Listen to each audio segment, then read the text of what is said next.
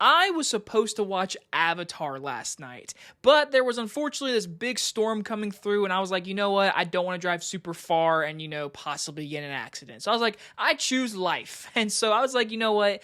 I'll go see the new mystery movie. I had no idea what it was, and when it started, I still had no idea what it was.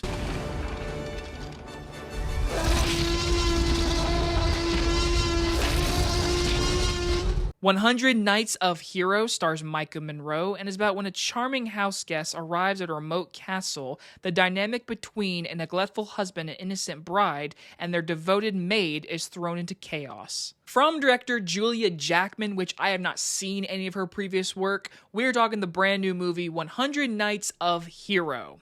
So like I said last night, I went to the mystery movie and I had no idea what it was. And when it started, I truly was like, what is this movie? Because I've seen no trailer, no commercial, nothing for this movie. And usually the mystery movies are the smaller movies, not the big wide releases. So apparently this movie comes out this Friday, December 5th. Apparently it's based off a graphic novel, which does have some fans, because after watching it last night, I was like, you know what? I will see, is there anyone actually excited for this movie? Should I actually review it? But I always try to review movies I see in theaters. And so here I am today to tell you, this is an oddball movie that I feel like a lot of people might really like, especially if you're a fan of the graphic novel, I believe. But if you're not a fan of any of that and you don't have no idea what this is, I'm not going to recommend this right away. So getting straight into the positives, the production design and the creativity of the cinematography is actually gorgeous in this movie. I love looking at this movie. And the director, I've not heard of her previous work, but I feel like she does a really good job creating an atmosphere for this movie. This movie is a romance, dramedy, comedy, it is very fantasy, fantastic, you could say, but it's an hour and a half movie about basically, in my terminology, a love triangle between our main character, Micah Monroe, and then we have Hero, who is Emma Corrin, who is basically the housemaid, and she actually tells stories to Micah Monroe and basically calms her, whatever,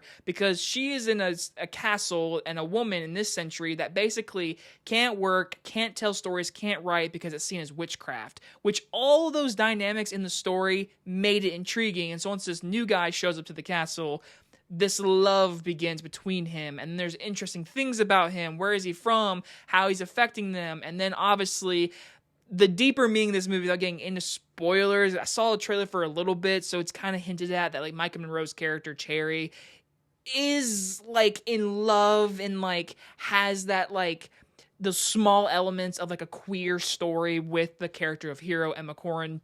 And the movie does a really good job with its characters and dynamics. Now, I will say, for people who love romance movies, I would say this one is just the oddball. It's not a straightforward one, which makes this one stand out in a good way because of the amazing cinematography, the production design, the costuming. The performances all around are very good.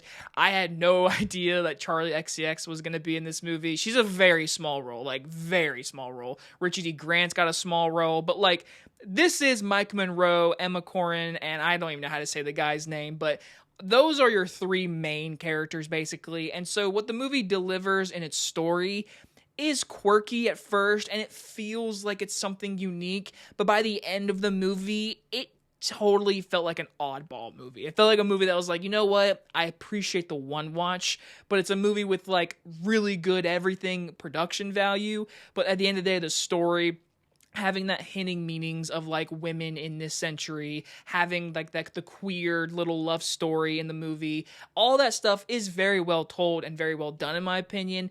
It's just told in a way that some people aren't gonna like. And for me personally, I appreciated watching the movie for what it was. It's only an hour and a half long. It's really simple and easy to watch, but this isn't gonna be a huge recommend for me. I'm gonna give 100 Nights of Hero a C+.